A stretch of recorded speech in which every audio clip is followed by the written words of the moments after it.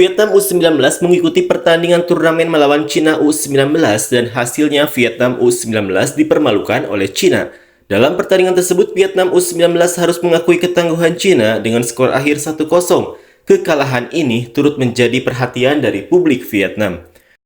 Seperti inilah komentar orang Vietnam usai Vietnam U19 kalah dari Cina U19. Waktu Vietnam untuk bermain adalah mengganti saluran. Merekomendasikan agar stasiun TV tersebut melarang siaran semua pertandingan yang melibatkan tim sepak bola putra Vietnam.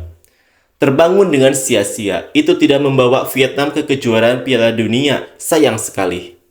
Konsekuensi dari VFF telah menghancurkan mereka yang menyukai pemain muda. Sekarang tidak ada yang berani mengeluarkan uang untuk berinvestasi secara metodis di pemain muda. Kalau punya prestasi pasti tenggelam oleh media yang kotor. Tahun lalu, pelatih Hoang Anh Tuan mengalahkan U23 Indonesia untuk memenangkan kejuaraan U23 di Asia Tenggara. Hingga saat ini, Troussier paling banyak kalah dari Indonesia. Pasti tahun lalu, Hoang Anh Tuan menangani Vietnam U20 dan mengalahkan Indonesia U23 untuk menjuarai turnamen U23 Asia Tenggara. Enaknya, ajak anak les sepak bola seperti itu, pelajaran pelatihnya kurang jelas, jadi terima saja. Generasi ini benar-benar lemah. Saya baru saja menyalakannya dan melihat tendangan Vietnam di sudut. Lihat dia langsung menendangnya. Secara umum, gaya bertarungnya tidak terlalu buruk, tetapi bagian finishingnya tidak ada yang perlu dibicarakan. Sulit untuk melihat bagaimana penyelesaiannya, hanya menembakkan pesawat. Meminta agar stasiun tersebut melarang siaran semua pertandingan yang melibatkan tim sepak bola putra. Semakin sulit untuk memahami bagaimana Vietnam akan kehilangan begitu banyak uang rakyatnya. Dulu seketika kita memenangkan beberapa pertandingan melawan Cina, kawan-kawan kita mengutuk anak-anak malang itu. Tim U19 ini bukan skuad yang maksimal. Pelatih Hua Hin Vin sudah 1 bulan tidak memimpin tim, dan di antaranya mereka ada yang berumur 19 tahun. Selebihnya berada pada kelompok umur yang sedang mengikuti ujian kelulusan SMA, jadi itu saja.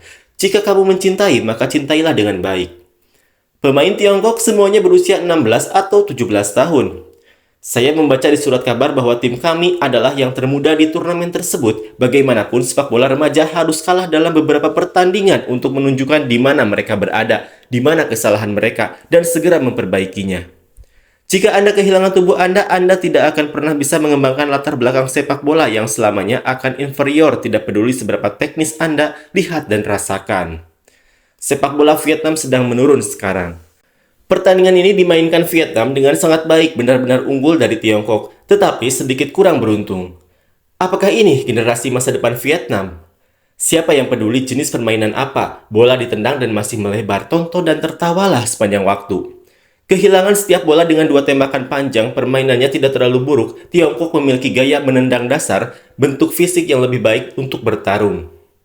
Itu datar, sangat mudah bagi Tiongkok untuk memasukkan bola dengan nyaman ke dalam area penalti, tetapi sangat sulit bagi Vietnam. Di antara mereka bersaing lebih baik daripada pertahanan mereka. Kapten bek tengah bermain bagus. Kalah dari Tiongkok juga merupakan sebuah kesalahan dalam hal teknik berpikir sepak bola.